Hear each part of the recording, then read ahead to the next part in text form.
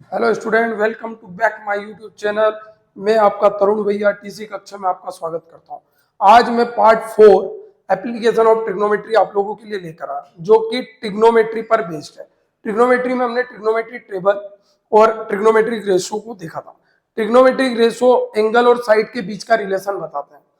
Trigonometry का use करके, है ना, ट्रिग्नोमेट्री का यूज करके हम किसी बिल्डिंग की हाइट फाइंड कर सकते हैं, ऑब्जर्वर से ऑब्जेक्ट तक की डिस्टेंस फाइंड कर सकते हैं, या किसी बेस की डिस्टेंस को हम फाइंड आउट कर सकते हैं। शर्त यह है कि राइट एंगल ट्रायंगल बनना चाहिए।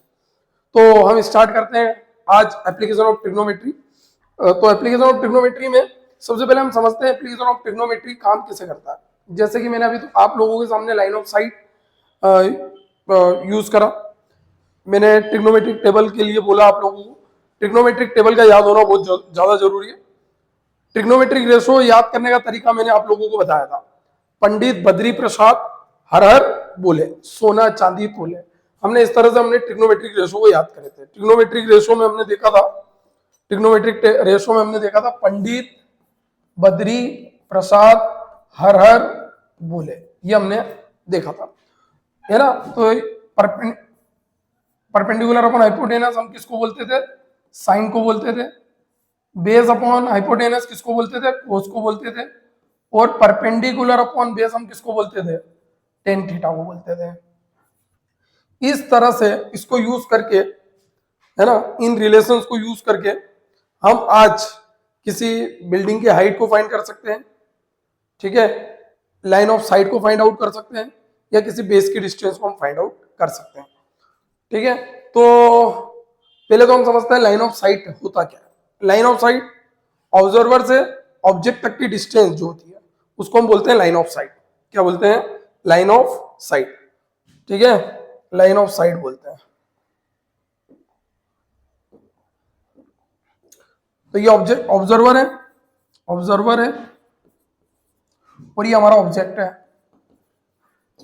तो ऑब्जर्वर से ऑब्जेक्ट तक की जो डिस्टेंस है इसी को हम बोलते हैं line of site, line of site, ठीक है, लाइन ऑफ साइट। तो यहां पे मैंने लिखा है लाइन ऑफ साइट के लिए is the imaginary line that connect an observer eye to object they are viewing, ठीक है।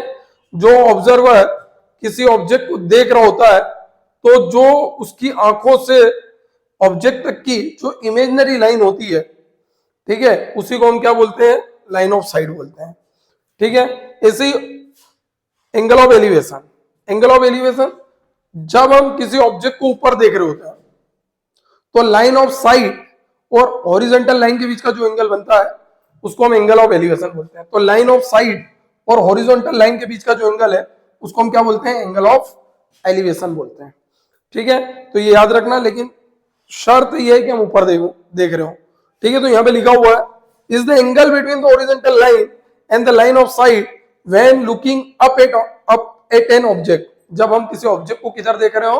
ऊपर देख रहे हो, ठीक है। ऐसे ही ऑब्जर्वर जब नीचे देख रहा हो, जब ऑब्जर्वर नीचे देख रहा हो तो ऑब्जेक्ट ये रहा, सपोज कर लो ऑब्जेक्ट ये है, ऑब्जेक्ट ये है, ऑब्जर्वर नीचे देख रहा है, तो इसको बोलेंगे ऑब्जर्वर से ऑब्जेक्ट तक की डिस्टेंस को हम क्या बोलते हैं? Line of site, line of site. और मैंने बोला है हॉरिजॉन्टल और लाइन ऑफ साइट के बीच का जो एंगल होता है उसको एंगल ऑफ डिप्रेशन बोलते हैं, जब ऑब्जर्वर नीचे की तरफ देखता है। तो सीधी सी बात है, तुमको एक बात याद रखना है, जब आप ऊपर देखोगे तो एंगल ऑफ एलिवेशन बनेगा, और जब आप नीचे देखोगे तो एंगल ऑफ डिप्रेशन बनेगा। तो ये चीज को ध्यान रखना। तो यहाँ पे डेफिनेशन में भी हमने ये लिखा है the angle between the horizontal line and line of site, है ना, जब ऑब्जर्वर किधर देख रहा हो? नीचे की तरफ देख रहा हो। तो ये चीजें ध्यान रखना है। इसी के साथ में हम हमारा फर्स्ट क्वेश्चन देखते हैं, ठीक है। इन कॉन्सेप्ट को याद रखना है, जब आप ऊपर देखोगे तो एंगल ऑफ एलिवेशन बनेगा, और जब आप नीचे देखोगे तो एंगल ऑफ डिप्रेशन बनेगा, ठीक है। तो हमारा फर्स्ट क्वेश्चन है, फर्स्ट क्वेश्चन क्या बोल रहा है? फर्स्ट क्वेश्चन क्या बोल रहा है वो देखें। अ tower stand vertically on the ground. भैया एक टावर है जो वर्टिकली स्टैंड कर रहा है, कहां पे? ग्राउंड पे। एक टावर है जो वर्टिकली स्टैंड कर रहा है ग्राउंड पे, ये हमारा टावर है जो वर्टिकली स्टैंड कर रहा है ग्राउंड पे, ठीक है। From the point on the ground, एक पॉइंट है भैया ग्राउंड पे, which is the 15 centimetre 15 metre away from the foot of the tower. भैया एक पॉइंट है, एक पॉइंट है, एक पॉइंट है, उससे 15 मीटर अवे, 15 मीटर अवे, ठीक है, एक टावर से 15 मीटर अवे पे एक पॉइंट है ना, जिसकी डिस्टेंस हमको कितनी दे रखी है, जिसकी डिस्टेंस हमको कितनी दे रखी है, 15 मीटर दे रखी है, 15 मीटर दे रखी है। और उसने बोला था angle of the elevation of the top of the tower is found to be the 60। तो और जो एंगल ऑफ एलिवेशन बन रहा है, इसका मतलब वो नीचे से ऊपर देख रहा है, तो जो एंगल ऑफ एलिवेशन बन रहा है वो कितने डिग्री का बन रहा है, 60 डिग्री का बन रहा है। तो बोल रहा है find the height of the tower. तो हाइट हम ले लेते हैं h, और ये टावर है, ठीक है, तो हमको टावर की हाइट फाइंड करना है। तो ये हो गया a b c, ठीक है। तो मैंने बोला था हमको ट्रिग्नोमेट्रिक रेशियो को यूज करना पड़ेगा, और ये परपेंडिकुलर है और ये बेस है, क्योंकि इन दोनों के बीच में ही रिलेशन हो रहा है। एक हमको गिवन है और दूसरा हमको फाइंड करना है। तो रिलेशन कौन सा बन रहा है, परपेंडिकुलर और बेस के बीच का रिलेशन बन रहा है। तो हम कौन सा फॉर्मूला लगाएंगे, टेन थीटा। तो टेन 60 यहाँ पे काम कर रहा है, ten 60 degree perpendicular upon base, perpendicular upon base. तो परपेंडिकुलर हमारा h है और बेस हमारा कितना है 15, और टेन 60 की वैल्यू तुम लोगों को पता है √3 होती है। तो h की वैल्यू कितनी आ गई, 15√3 मीटर, 15√3 मीटर, ये h आ गया तुम्हारा, ठीक है। क्लियर है, इसको एक बार देख लो। Next question, electrician has to repair the electric fault on the pole of the height 5 metre. ये हमारे पास एक पोल दिया हुआ है और एक इलेक्ट्रिशियन को यहाँ पे रिपेयर वर्क, पोल पे रिपेयर वर्क करना है, मतलब जो भी इलेक्ट्रिक फॉल्ट है उसको सही करना है। She needs to reach the point 1.3 metre below the top of the pole to undertake the repair work, ठीक है। तो वो अपना रिपेयर वर्क जो भी शुरू करेगा, तो वो कहाँ तक पहुंचना चाहेगा, इस पोल से 1.3 मीटर नीचे तक पहुंचना चाहेगा। कलर बदल लेते हैं, 1.3 मीटर नीचे पहुंचना चाहेगा। पोल की टोटल हाइट कितनी दे रखी है, 5 मीटर दे रखी है, ठीक है। What should be the length of the ladder that she should use when inclined at the angle of the 60 degree to the horizontal। जो भी लेडर लगी हुई है वो हॉरिजॉन्टल प्लेन के साथ में कितने का एंगल बना रही है, 60 डिग्री का एंगल बना रही है। तो हमको इस लेडर की लेंथ फाइंड करना है, लेडर की लेंथ फाइंड करना है। And how far from the foot of the pole should she place the foot of the ladder, ठीक है। जो लेडर है फुट से कितनी दूर लगी हुई है ये भी हमको साथ में पता लगाना है, मतलब हमको डीसी भी पता लगाना है, ठीक है। तो करते हैं इसको।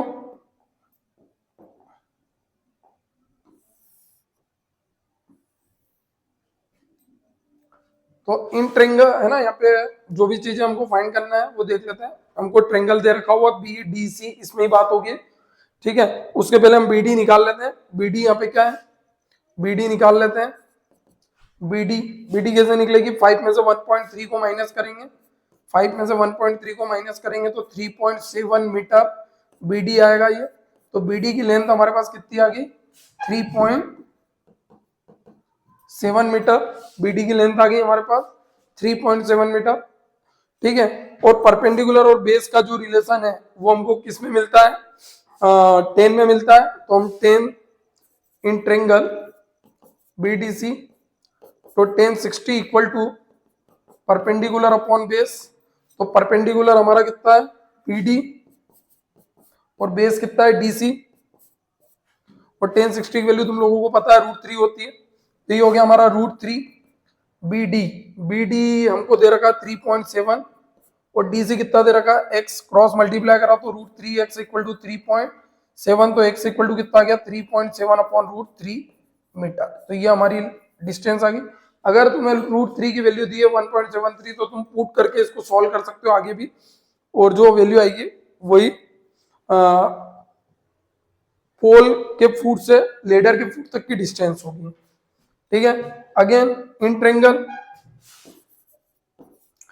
ट्रेंगल वही सेम ट्रेंगल बीडीसी बीसीडी, तो 10। अब ये जो हमको हाइपोटेनस फाइंड करना है, हाइपोटेनस फाइंड करना, और ये हमारा परपेंडिकुलर है।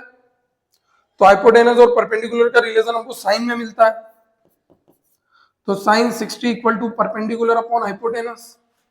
साइन 60 की वैल्यू होती है √3/2, परपेंडिकुलर 3.7, हाइपोटेनस है क्रॉस मल्टीप्लाई तो √3l इक्वल टू 3.7 इंटू 2, तो कितना हो जाएगा ये l इक्वल टू 3 मीटर। तो लेंथ ऑफ लेडर आ गई हमारी 7.4 अपॉन √3 मीटर। ठीक है, next question. From the point on the ground, the angle of the elevation of the foot, angle of the elevation of the bottom and the top of the transmission tower fixed at the top of the 20-meter high building are the 45 degree and the 60 degree respectively. Find the height of the tower. तो भैया ये देखो, ये building है हमारे पास जिसकी height हमने यहाँ पे ले रखी है 20 मीटर। ये हमारे पास टावर दे रखा है जिसकी हाइट है ना, हमने क्या ले ली, एस ले ली। जब ग्राउंड से हम टावर के बॉटम को देखते हैं तो जो एंगल बनता है वो 45 डिग्री का बनता है, और इसी है ना पॉइंट से जब हम टावर के टॉप को देखते हैं तो जो एंगल बनता है वो कितने डिग्री का बनता है, 60 डिग्री का बनता है। तो मैंने सबसे पहले क्या ट्रेंगल लिया, इन ट्रेंगल BCD 1045, तो ये हो गया हमारा 1045 क्योंकि यहाँ पे बिल्डिंग और ये बेस DC मतलब परपेंडिकुलर और बेस के बीच का रिलेशन बन रहा है, तो हम 1060 है ना सॉरी 1045 यूज करेंगे। तो 1045 परपेंडिकुलर अपॉन बेस होता है, तो परपेंडिकुलर हमको कितना दे रखा है BC और बेस कितना दे रखा है DC, तो BC की जगह मैंने रखा 20 और बेस की जगह रखा DC, इसका क्रॉस में मल्टीप्लाई करा कितना आ गया 20 मीटर। ऐसे ही मैंने ट्रेंगल लिया ACD एंगल यूज करा 1060, ये पूरा परपेंडिकुलर AC, तो ये लिखा मैंने AC और बेस DC। AC किससे मिलके बना हुआ है H+20, तो मैंने यहाँ पे लिख दिया H+20 और DC कितना है 20, जो कि मैंने अभी यहाँ पे फाइंड करा था, इसको यहाँ पे मैंने DC की प्लेस पे पुट करा, इसका क्रॉस में मल्टीप्लाई करा तो ये 20√3 हो गया। ठीक है, ये 20 को मैं इधर लेके आया 20 को इधर लेके आया तो माइनस का हो गया, 20 को कॉमन निकाला तो ये कितना हो गया 20√3 -1 मीटर। तो हमारे पास एच जो आया वो कितना आ गया 20√3 -1। अगर √3 की वैल्यू दी है तो पुट करना है और हमको किसकी वैल्यू निकालना है, एच की वैल्यू निकालना है, जो कि हमारी टावर की हाइट होगी। ठीक है, मोस्ट इंपॉर्टेंट क्वेश्चन है, देखना है एक बार, देख लो इसको। नेक्स्ट क्वेश्चन देख,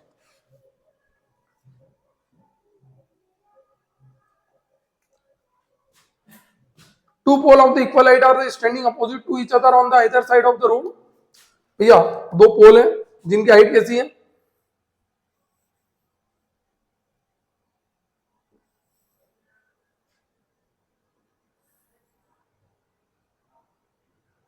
ठीक है, दोनों की हाइट कैसी है, इक्वल है, दोनों की हाइट कैसी है, इक्वल है, और रोड कितना है 80 मीटर वाइड, रोड कितना है 80 मीटर वाइड है। ये पोल है जिसकी हाइट हमारे पास h है,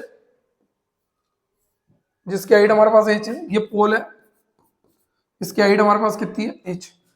हम from the point between them on the road, एक पॉइंट हमको लेना है, रोड पे ले लिया, जिससे कि एंगल बन रहा है, एक तो 60 डिग्री बन रहा है और एक कितना बन रहा है 30 degree respectively. Find the height of the pole and the distance of the point from the pole. ठीक है, तो हमने एक पॉइंट लिया, तो हम पोल के टॉप को एक को देखेंगे तो जो एंगल बनेगा वो कितने का बनेगा 30 डिग्री का बनेगा, क्योंकि हम जितने दूर से ऑब्जेक्ट को देखते हैं उतना छोटा एंगल बनता है, तो 30 डिग्री का।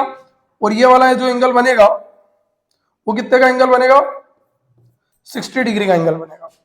तो इनको नाम दे देते हैं, नेमिंग कर देते हैं ABCD, और ये कितना हो गया E, तो ये हो गया हमारा X, और ये पूरा 80 था, हमने इसको X सपोज करा तो ये हो जाएगा 80 माइनस X। तो इन ट्रेंगल ABC में हम बात करें सबसे पहले, तो ABC में बात करेंगे तो ये परपेंडिकुलर और ये बेस का रिलेशन है हमारे पास, तो हम यूज करेंगे 1060 परपेंडिकुलर अपॉन बेस। तो परपेंडिकुलर हमारे पास क्या है AB और बेस कितना है BC, तो 1060 कितना हो गया √3, 1060 हो गया हमारे पास √3 AB हमारे पास कितना है H और BC कितना है X, तो H इक्वल टू कितना हो गया √3x। ये इक्वेशन कितनी हो गई हमारे पास 1 हो गई। In triangle CDE 1030 equal to कितना हो गया परपेंडिकुलर अपॉन बेस, तो परपेंडिकुलर कितना हो गया h और बेस कितना हो गया 80 माइनस एक्स, टेन 30 की वैल्यू कितनी होगी 1/√3, क्रॉस मल्टीप्लाई करेंगे तो कितना हो जाएगा ये 80 माइनस एक्स √3h। ठीक है, फ्रॉम वन हम वन को यूज करेंगे, यहाँ पे h की प्लेस पर हम पुट करेंगे √3, h की जगह पे हम ये क्या पुट करेंगे √3x, तो ये रखा मैंने √3, h की जगह पे मैंने पुट करा √3x, √3 का √3 में मल्टीप्लाई कितना हो गया 3x। ठीक है, तो ये हो जाएगा 80 माइनस एक्स, एक्स को उधर लेके जाएंगे तो 80 equal to 3x plus x. ठीक है, तो ये हो गया हमारा 80 3 प्लस एक्स। क्लियर है इतनी बात? तो ये कितना हो गया हमारा 80 इक्वल टू 4x, तो x इक्वल टू कितना आ गया 80/4, 4 2 जा, तो x की वैल्यू कितनी आ गई 20 मीटर। तो x की वैल्यू कितनी आ गई 20 मीटर, मतलब हमारे पास BC आ गया, BC कितना आ गया 20 मीटर आ गया। ठीक है, तो CD निकालना है, तो CD क्या हो जाएगा हमारा 80 माइनस एक्स, मतलब 80 माइनस 20, इट मीन्स 60 मीटर, है ना। BC आ गया 20 मीटर, CD आ गया हमारे पास कितना, BC आ गया हमारे पास 20 मीटर, CD आ गया हमारे पास, CD आ गया हमारे पास कितना 60 मीटर, कितना आ गया 60 मीटर, 60 मीटर आ गया। अब जो x की वैल्यू हमने 20 निकाली थी, इसको हम कहां पे रखेंगे 1 में, put x equal to 20 metre in equation 1। तो जैसे ही हम 1 में पुट करेंगे x की जगह पे 20, तो h की वैल्यू कितनी आ जाएगी √3 इंटू 20, तो ये आ जाएगा हमारा 20√3 मीटर, 20√3 मीटर। ठीक है, तो ये हमारा आंसर हुआ। तो यहाँ पे हमने पोल की हाइट भी फाइंड कर ली, और जो हमने पॉइंट लिया था सेंटर में उनकी डिस्टेंस भी फाइंड करी है। ठीक है, उस पॉइंट से पोल तक की डिस्टेंस भी हमने फाइंड करी।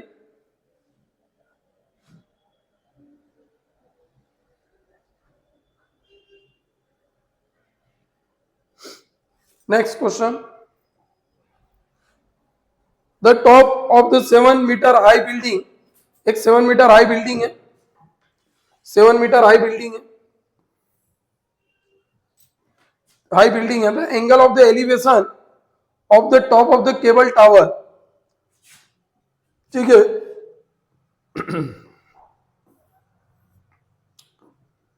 तो एक केबल टावर बना लेते हैं पहले। तो ये केबल टावर है और एक बिल्डिंग है, एक क्या है 7 मीटर हाई बिल्डिंग है। ठीक, ये हमने बना दिया, थोड़ी लाइनें टेढ़ी जा रही है, इसको सीधी कर लो। 7 मीटर हाई बिल्डिंग है, ठीक है, तो ये हो गया हमारा 7 metre high building. The angle of the elevation of the top of the cable tower is the 60 degree. तो जब वो ये टावर है, ये बिल्डिंग है, ये टावर है, तो जब वो बिल्डिंग के टॉप से, है ना, टावर के टॉप को देखता है, टावर के टॉप को देखता है, तो जो एंगल बनता है वो कितने डिग्री का बनता है 60 डिग्री का बनता है। और एंगल ऑफ द डिप्रेशन, मतलब नीचे देख रहा है, वो फुट को देख रहा है, टावर के फुट को देख रहा है, तो जो एंगल बनेगा वो कितने का बनेगा 45 डिग्री का बनेगा, 45 डिग्री का बनेगा। ठीक है, तो ये बिल्डिंग है, ये टावर है, तो उसने बोला determine the height of the tower. तो अपन टावर की हाइट फाइंड हमको करके देना है, ABC और ये D। तो टावर की हाइट को हम ले लेते हैं, टावर की हाइट को हम क्या ले लें H, टावर की हाइट हमको उसको फाइंड करके देंगे। तो मैंने बोला था ये अगर 45 बन रहा है, तो अल्टरनेट इंटीरियर एंगल से ये भी कितने का बनेगा 45 डिग्री का बनेगा। ठीक है, तो ये ABCD और ये क्या हो गया हमारा E, 7 मीटर हाई बिल्डिंग। तो सबसे पहले हम बात करेंगे EDC में। तो इन ट्रेंगल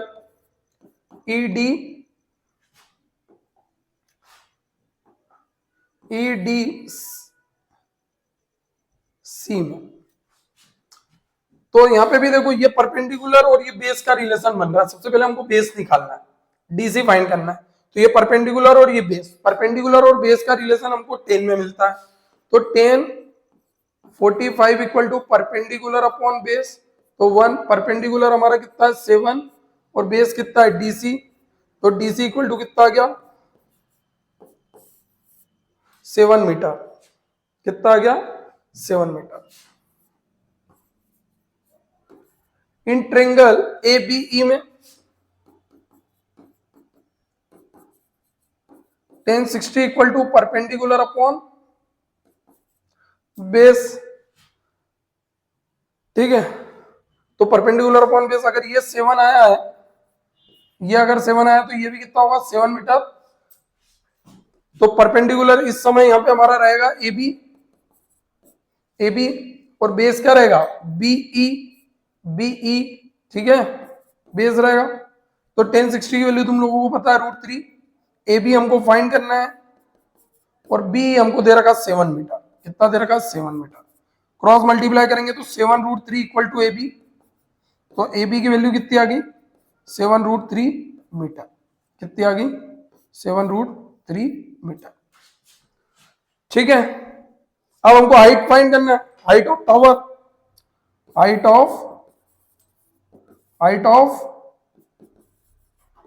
टावर। तो height of tower H equal to A B plus B C, A B plus B C, A B plus B C. तो ए बी हमारे पास कितना दे रखा है, अभी हमने निकाला 7 √3, बी सी हमने कितना निकाला 7, तो 7 कॉमन निकाला यहां से, तो अंदर क्या बचेगा √3 प्लस 1 मीटर। तो हमारा आंसर आ गया, हाइट आ गई टावर के 7 प्लस √3 प्लस 1 मीटर, ठीक है। √3 की वैल्यू अगर एग्जाम में दी है तो तुम लोगों को पुट करना है और सॉल्व करना है।